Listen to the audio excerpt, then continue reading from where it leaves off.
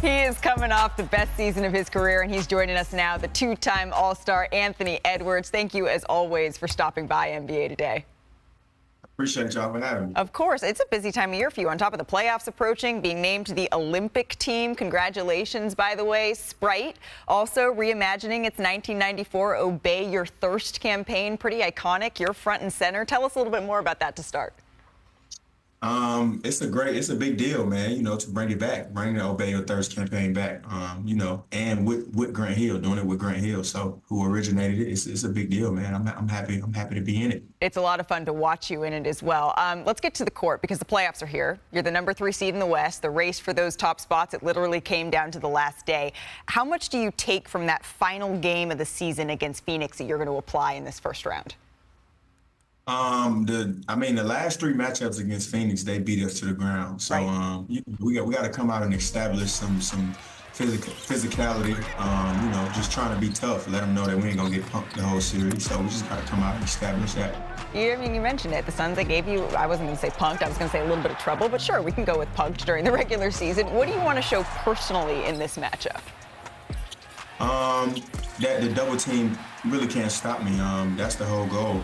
Because they've been doing a great job of putting 2 and 3 people on me, and I've been letting it bother me, and stop me from being aggressive and getting my shots up. So I got to show that it doesn't bother me.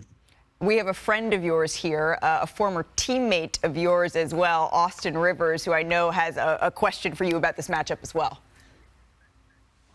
Yeah, what's up, my guy? Hey, bro, we're slowly getting that name off the books, bro. I don't need that brought back. You know what I mean? Yeah, this is business.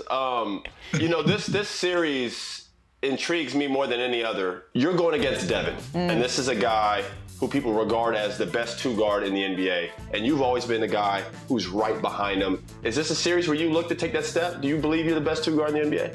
Yeah, for sure. I think this is the matchup that I wanted personally because, they got 2 of the best 2 guards in the NBA. Like before Brad went there, he was with Washington and he was averaging 30. And Book been the best 2-guard in the league for a minute. So, this is the series, the matchup that I wanted to showcase to the world that I'm the best player and the best 2-guard in the world. Well, it's not just you and Book, though, Ant. I love that, too. When we sat down over All-Star Weekend, you reminded me that Kevin Durant is, in fact, your GOAT. So how do you square the task with he's your greatest of all time and you need to send him home in order to advance this postseason? So now that I know those 2 guys will be playing alongside of me at the USA at the Olympics, it's kind of bragging rights at this point. So, that's as much ammo as I need. All the bragging rights on the line. How far do you think your Timberwolves can go this year now that you know your playoff path and you know Karl Anthony Towns is back? I think we can go real far, man. It's just this series right here. We got to get this series right here because they've been a tough task for us the entire season. So we come out and punch them in the mouth and get this series and get it going, get it under control, and keep it in our hands. We'll be all right. Before we move on from the NBA, that nickname for Austin, one more time. I might need to invoke it a little bit here on set. Macaroni Tony. Macaroni. We're going to font you like that on every show from here on out, Austin. That's how we're rolling from here on out. When you think about where you're at, Ant, in your career and how far you can go, what percentage do you think you're at between where you're at now and your best that you could possibly be?